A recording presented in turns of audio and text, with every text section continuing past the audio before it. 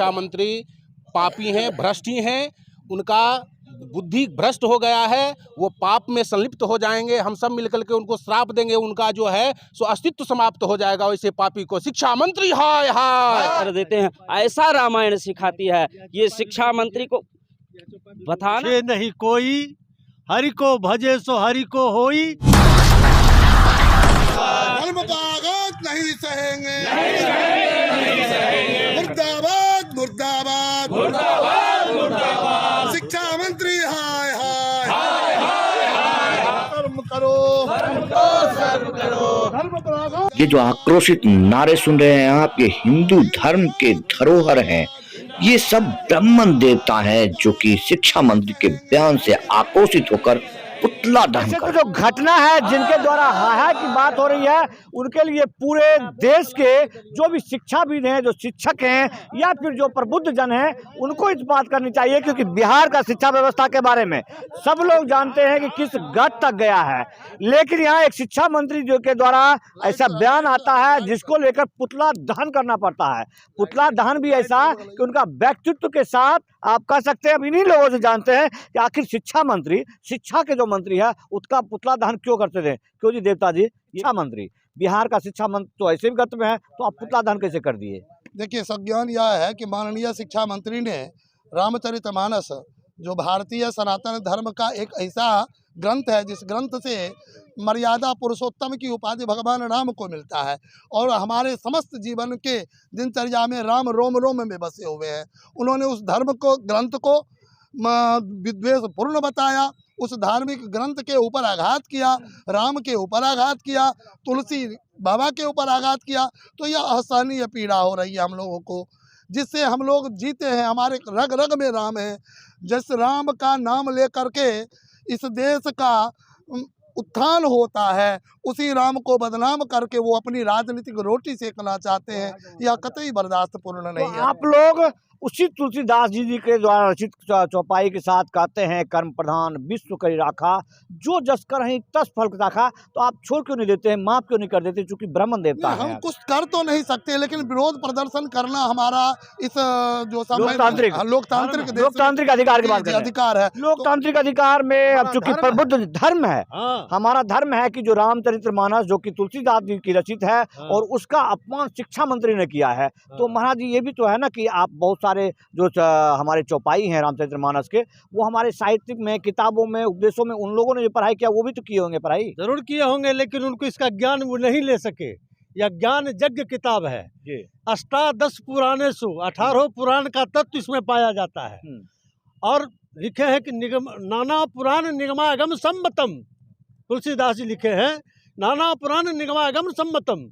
ये नाना पुराणों में से शोध करके यह ग्रंथ बनाया गया है, और इसकी जब उन्होंने अवहेलना की, उनको ऐसे शिक्षा मंत्री को पापी का संज्ञा देना चाहिए। पापी कहेंगे आप? हाँ, जो पाप कर्म करने वाला। पाप और क्या, मेरे धर्म पर आघात आप किया। श्राप दे रहे हैं? हाँ, आपके धर्म पर? हाँ, मेरे धर्म पर आघात है। भारत में चूंकि आप कहते हैं कि हिंदुस्तान है, यहाँ हिंदू लोगों की संख्या बहुत ज्यादा है।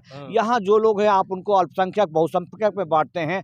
ऐसे जगह पर यदि कोई धर्म ऐसे ग्रंथ का अपमान करता है जो बहुसंख्यकों का सम्मान है, तो उनको सरकार भी तो कुछ करना चाहिए ना? जरूर, सरकार को चाहिए उनको अपने मंत्री पद से इस्तीफा देने के लिए कहने। सरकार बर्खास्त क्यों न कर दे? हाँ, सरकार को चाहिए। क्यों जी महाराज जी? सरकार को चाहिए बर्खास्त कर देना चाहिए। ऐसे मंत्री को अपने मंत्रिमंडल में नहीं रहने देना चाहिए। तो ब्राह्मण देवता, जरा अपना परिचय देंगे आप? जी, मनोज मेरा नाम है जी। कोई संगठन के तौर पर आप लोग ये कर रहे हैं कि किसी संगठन के तौर पर? बस आप लोग बहुत जगह से एकत्रित हुए, द्वेष हुआ मन में? बिल्कुल अलग अलग जगह के लोग, हम लोग एकत्रित होकर के अपना विरोध प्रदर्शन कर रहे हैं। ऐसा उन्हें नहीं करना चाहिए।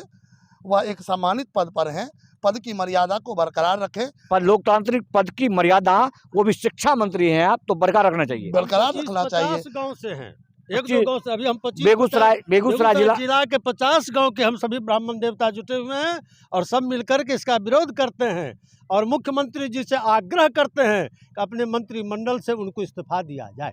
इस्तीफा दिया जाए एकदम। उसी चौपाई का अगला भाग कहता है, सकल पदार्थ है जगमाही, कर्महीन नर पावत नहीं। ये भगवान जी है। देवता जी, क्या कहेंगे आप? जो शिक्षा मंत्री जी ने रामायण, जो रामचरितमानस है, उसका ही अपमान कर दिए। आप टीका उका लगा करके फिर क्या फायदा बताइए? रामचरितमानस जो कभी जीवन में नहीं देखा हो, मतलब शिक्षा मंत्री जी देखे नहीं? वही राम पर टिप्पणी कर सकता है। राम को जिसने कभी जीवन में नहीं जाना हो, वही रामचरितमानस पर ऐसा गंदा टिप्पणी कर सकता है कि इस प्रकार से समाज में विद्वेष फैलाता है। रामचरितमानस ऐसा भला हो सकता है कभी? कहें हमें निज धर्म पर चलना सिखाती रोज रामायण। हाँ, तो हमें निज धर्म, अपने धर्म को किस प्रकार अपने धर्म पर चले मनुष्य, उसको सिखाती है रामायण, रामचरितमानस।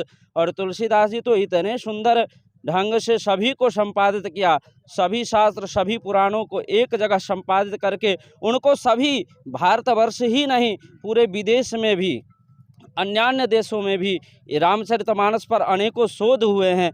और जिससे कि वैज्ञानिक भी बताते हैं कि रामचरितमानस एक स्वार्थ नहीं बल्कि सारे संसार को सुख देने वाली है। और इसके बताए हुए राह पर जो चलता है वो सदैव अपने संगठित रूप से वह समाज में जो है सदैव जो है धर्म का कार्य करता है और सदैव जो है एकत्रित होकर के चलने वाला है। रामचरितमानस बांटने वाला है, इसको कहाँ से मिल गया? ऐसे शिक्षा मंत्री, मतलब इतना निकृष्ट आदमी है, ऐसे शिक्षा मंत्री को कैसे आप कह सकते हो कि शिक्षा मंत्री? जो रामचरितमानस को सदैव हम लोग अनंत काल से पढ़ते आए हैं, सुनते आए हैं। रामचरितमानस को सुनते सुनते हम उठते हैं और सुनते सुनते पढ़ते पढ़ते हम सो जाते हैं।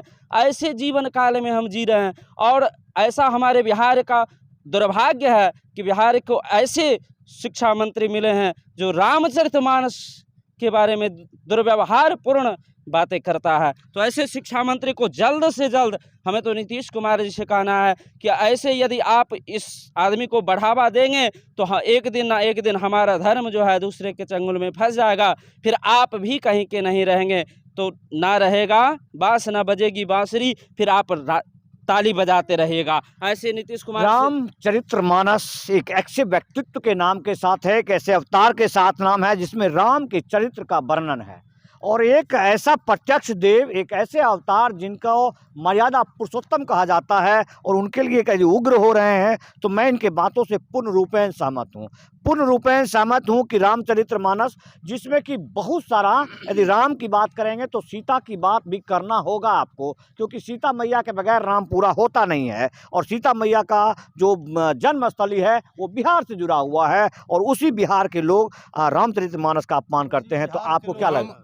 राम हमारे मर्यादा पुरुषोत्तम हैं और उनके चरित्र का अनुसरण करना और उनके चरित्र के ऊपर और रामायण के ऊपर इस तरह का लांछना लगा करके अपशब्द युक्त शब्दों का उच्चारण करना, अनुसरण करके हम लोग एक उन्होंने कहा कि रामचरितमानस में जाति का भेद है, जाति को प्रताड़ित किया जाता, तो क्या? ऐसा कुछ नहीं है। वो जो है शिक्षा मंत्री पापी हैं, भ्रष्ट हैं, उनका बुद्धि भ्रष्ट हो गया है, वो पाप में संलिप्त हो जाएंगे। हम सब मिलकर के उनको श्राप देंगे, उनका जो है सो अस्तित्व समाप्त हो जाएगा। वैसे पापी को शिक्षा मंत्री हाय हाय, शिक्षा मंत्री हाय हाय, शिक्षा मंत्री हाय हाय। देखिए, हाँ जी बोलिए। हमें तो लगता है कि ऐसे शिक्षा मंत्री को सर्वप्रथम सब काम काज को छोड़ करके उनको एक बार रामचरितमानस उठा करके देखना चाहिए कि हे, रामचरितमानस में भगवान राम सबरी के द्वार जाते हैं और उसका झूठा वैर खाते हैं। इससे बड़ी मिसाल क्या हो सकती है एकजुटता की? और कहाँ से भेदभाव? इससे बड़ा कोई सामंजस्य की बात हो सकती है भला कि भगवान राम भगवान होते हुए भी, वो क्षत्रिय होते हुए भी सबरी के यहाँ जाकर के उसका झूठा वैर खाते हैं, और एक धोबी जाति का कह देता है कि ये सीता पर लांछन लगाता है तो अपनी सीता जैसी धर्मपत्नी का त्याग कर देते हैं। ऐसा रामायण सिखाती है। ये शिक्षा मंत्री को बताना चाहिए। शिक्षा मंत्री कोई काम का ही नहीं है, इसको तो जल्द से जल्द नीतीश कुमार से बर्खास्त। अब चूंकि इतने वक्ता बात पूछे नहीं कोई, हरि को भजे सो हरि को होई,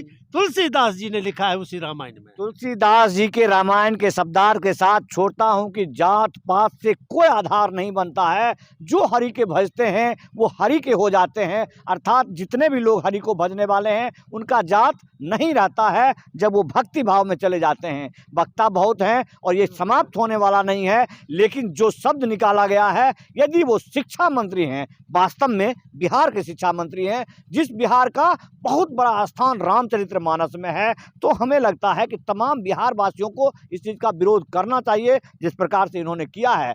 बिहार सरकार इन बातों को समझे तो शायद ऐसे शिक्षा मंत्री को शिक्षा देने की जरूरत महसूस करेंगे। जय हिंद, वंदे मातरम। शिक्षा मंत्री